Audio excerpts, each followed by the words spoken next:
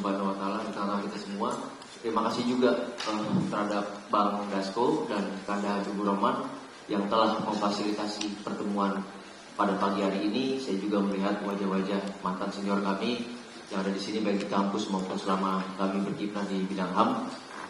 Izinkan kami pada hari ini membawa keluarga dari almarhum Afif Maulana sebagaimana yang sudah ramai diberitakan. Perkenalkan, saya Julius Ibrani dari PBHI. Saya bersama tim koalisi pendamping keluarga. Di sebelah kiri saya ada Indira dari LBH Padang, lalu ada Taufik Andri dari Kontras, ada Afif Maulana dari YLBHI, dan di sebelah kanan saya orang tua tercinta dari almarhum Afif Maulana. Sebagai pembuka, kami minta izin untuk menyampaikan beberapa persoalan teknis, baik hasil investigasi dari tim advokasi di lapangan dan beberapa analisis kami yang sudah kami siapkan dalam bentuk PowerPoint agar bisa disaksikan secara bersama-sama bagi anggota Dewan pada hari ini. Juga yang terakhir, kami minta waktu agar orang tua dari Afif diperkenankan menyampaikan isi hatinya dan harapan kepada Bapak Dewan. Baik, terima kasih. Saya berikan kepada Indira untuk melanjutkan pada presentasinya.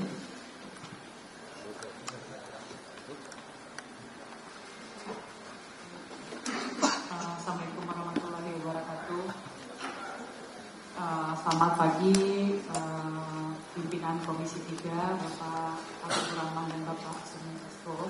Terima kasih untuk kami diberikan waktu bersama keluarga Afif datang ke sini untuk memberikan semacam keluh kesah kami, dan kami sangat berharap Komisi 3 membantu kami dalam permasalahan itu. Bapak Ibu, saya mengatakan bahwa 9 Juni lalu di hari di malam minggu itu terjadi sebuah tragedi berdarah yang kami katakan sebagai tragedi Kuranji. Karena itu di Jalan Bypass Kuranji, wilayah Kuranji, bukan hanya satu orang korbannya, Afif Maulana yang berumur 13 tahun, tetapi ada 18 orang lainnya yang juga menjadi korban di peristiwa itu.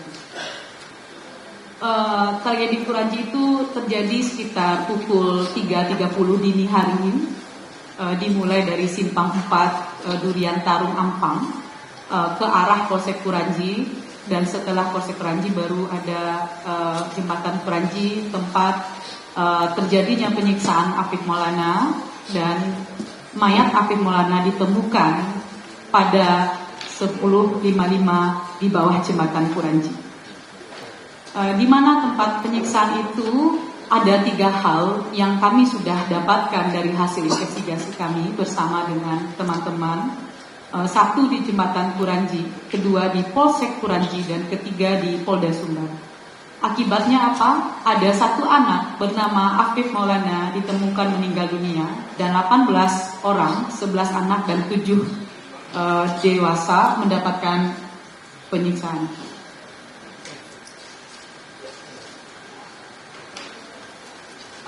Dan apa yang terjadi pada tubuh Afif Maulana?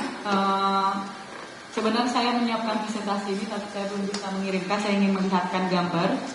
Di tubuh Afif Maulana itu ditemukan bekas-bekas kekerasan, terutama di bagian kiri dan punggungnya. Dan orang-orang yang memandikan mayat Afif Maulana menemukan bekas kekerasan tumpul, yaitu banyak di tubuhnya, dan kami curigai itu dari manau, rotan manau, ataupun dari pentungan yang cukup panjang. Afif meninggal karena paru-parunya terdapat pendarahan karena tersusuk tulang rusuk sebelah kiri bagian belakang. Tidak hanya situasi kekerasan tumpul yang ada di tubuh Afif, tetapi kami juga menemukan tanda penyiksaan di tubuh 18 orang lainnya.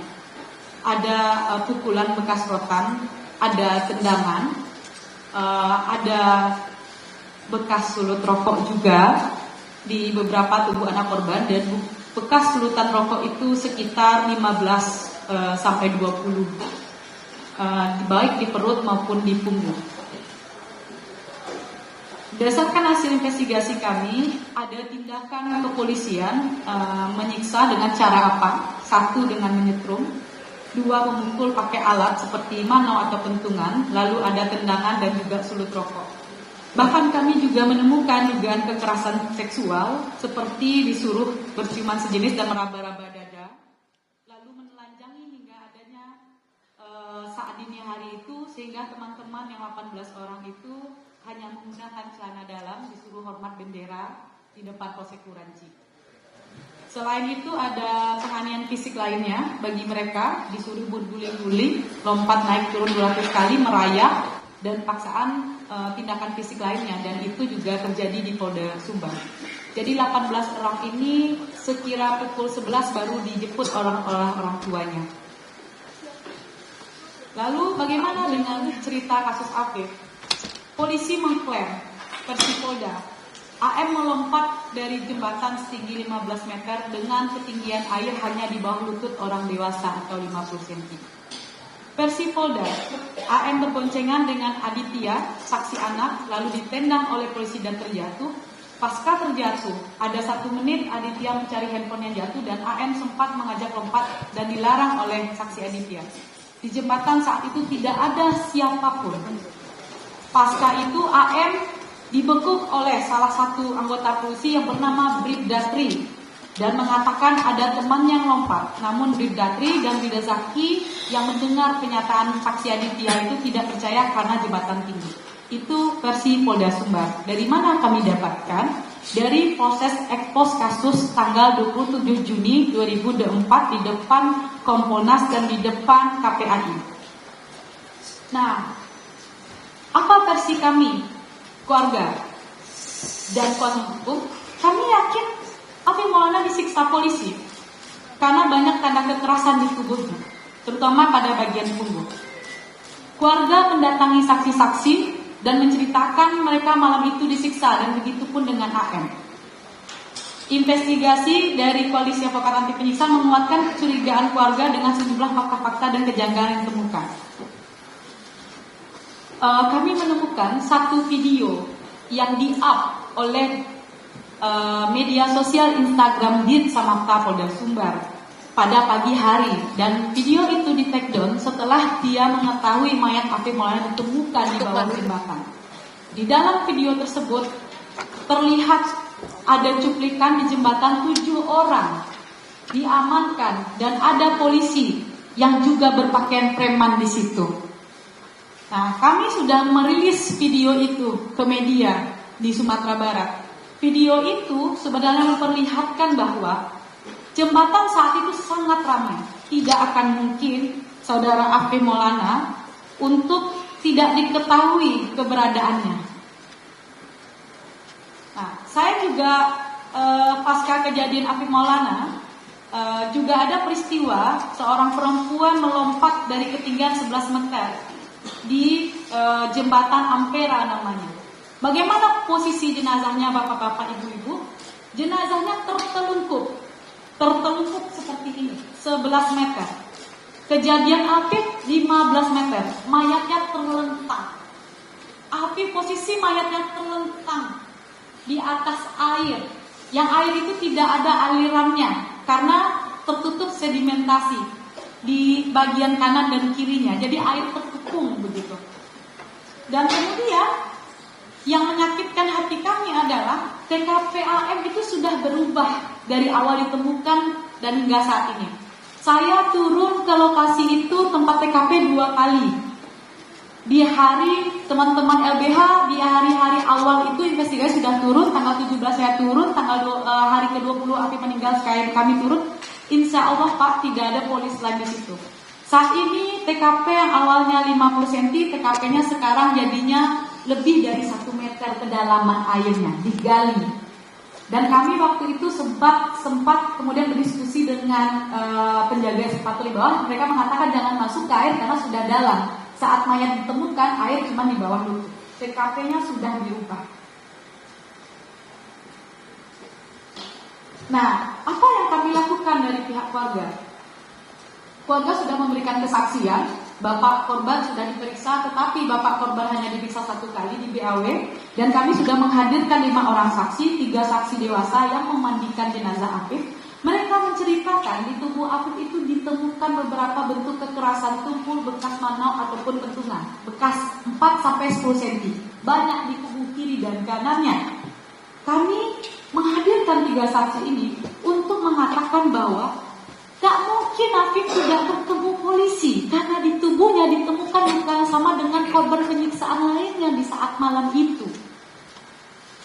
Ada 2 orang saksi anak yang kami hadirkan. Saksi W mengatakan di dalam keterangannya, dia melihat AM di Polsek Kuranji di belakang dia, dan kemudian dia mendengar AM minta ampun, dan kemudian ada pembicaraan, ada yang pingsan. Saksi MA, anak juga mengatakan dia dibawa oleh salah satu polisi yang dia kenal namanya A, membawa dia ke jembatan, dan dia melihat saksi anak Aditya dibekuk, mengarah ke arah dia, dan dia melihat motor Afif Maulana dan banyak motor polisi di situ, dan melihat ada Afif di situ berteriak minta ampun, dan dia bahkan bisa mengidentifikasi bajunya Afif, dan dia katakan ada 3 polisi yang mengerumuni Afif saat itu. Dan si A ini mengatakan ke anak-anak yang bertujuh, diam kamu, jangan lihat. Dan kemudian di situ juga ada salah satu polisi yang merekam kejadian itu. Jadi tidak akan mungkin di jembatan saat itu tidak ada orang, dan tidak ada yang kemudian mengetahui di mana Afif. Nah, perlu Bapak Ibu ketahui, dalam permasalahan ini polisi sangat defensif kepada kami dan keluarga. Pertama, 23 Juni, Kapolda Sumbar mengeluarkan statement tentang bahwa kasus Afif Maulana dianggap sebagai trial by the press. Ada upaya menjelekkan polisi sehingga akan memburu yang memviralkan kasus di media sosial. Siapa yang memviralkan kasus Bapak Ibu? Keluarga korban dan juga pendamping korban. Kedua, saat itu Polda juga sangat yakin tidak ada pelanggaran SOP apapun dalam tragedi Kuranji 9 Juni 2024. Sampai akhirnya saya sebagai kuasa hukum mendatangi Propam Polda Sumbar pada 26 Juni 2024 pukul 11 untuk melaporkan kasus penyiksaan 18 orang lainnya di situ dengan foto-foto yang kami temukan. Dan kemudian saat itu kepolisian mengatakan bahwa benar ada pelanggaran SOP, tetapi itu hanya di Polsek Kuranji, bahkan mengatakan penyiksaan yang terjadi pada tragedi Kuranji itu tidak separah yang diberitakan. Setrum, sulutan rokok, tendangan, pukulan manau, pukulan kentungan, kekerasan seksual itu tidak separah yang diberitakan. Itu pernyataan Polda Sumbar dan itu terekam di media. Dan kemudian 26 Juni 2024 pukul 6 sore, Kapolda berjanji kepada kami dan keluarga memberikan 2 hal kepada kami: salinan otopsi AM dan salinan CCTV di Polsek Kuranji. Saat itu Kapolda berjanji di depan masa aksi, banyak yang merekam di depan media, tetapi ternyata kami tidak diberikan sampai saat ini, dan bahkan kami menyurati Polda Sumbar untuk memberikan itu, dijawab bahwa masih proses penyidikan dan kami tidak bisa memberikannya karena dalam proses pengecualian. Nah, bahkan Bapak Ibu, Komnas HAM sendiri pun tidak diberikan salinan otopsi itu secara tertulis oleh Polda Sumbar. Nah, lalu apa yang terjadi lagi? Sejak 1 Juli, keluarga korban berupaya keras untuk mendorong adanya ekshumasi terhadap jenazah Afif. Kenapa kami harus mendorong ekshumasi? Karena memang tidak ada berita acara otopsi. Ketika ekspos kasus, keterangan Ibu Rosmawati sebagai forensik mengatakan itu kepleset. Dan sampai saat ini permohonan kami tidak direspon, Pak. Kapolri bilang ekshumasi silahkan, Kapolda bilang silahkan, tapi surat persetujuannya nggak ada kami dapatkan saat ini. Sejak tanggal 27 kami datang tiap hari dan kami main kucing-kucingan dengan baik. Jadi ini utamanya adalah permintaan agar bisa dilakukan ekshumasi. Jadi yang lain-lain kita sudah dengar dari media. Jadi sejak kemarin kita komunikasi, saya sudah minta Kapolda untuk meminta Kapolres Kota Padang menerbitkan surat ekshumasi. Salinan surat sudah di WA saya, tapi saya pengen agar salinan surat itu diberikan langsung kepada teman-teman Komisi 3 dan keluarga kota. Nah, oleh karena itu saya minta waktu paling 2-3 menit. Tolong yang dari Polda Sumbar, Polres, semua yang kita panggil hadir di situ. Tolong sekretariat.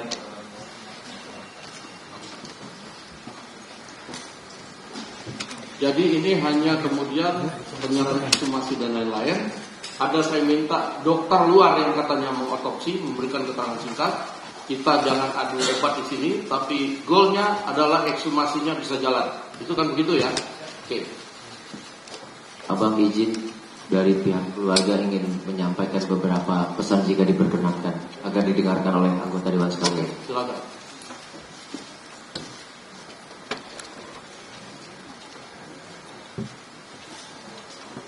Assalamualaikum warahmatullahi wabarakatuh. Saya cuma ingin menyampaikan, tolong bantu kami Pak mengusut kasus ini Pak. Karena yang saya lihat, saya rasa kepolisian seakan-akan mengulur-ngulur Pak untuk mengusut kasus ini. Saksi kami sudah hadirkan 2 orang yang melihat, bahkan sampai sekarang belum ditingkatkan kasusnya ke penyidikan. Karena itu saya minta bantu Pak, tolong bantu kami untuk mengusut Pak, biar kami tenang Pak. Kalau seandainya pelakunya tidak tertangkap, kami nggak akan tenang Pak. Saya berharap anak saya dapat keadilan, kematiannya pun jelas Pak, kasusnya jelas.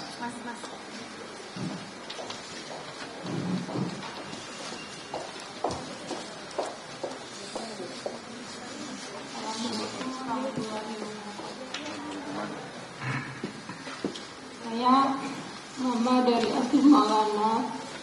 Saya mohon kepada Bapak Komisi 3 untuk mengusut kasus Afif Maulana seadil-adilnya.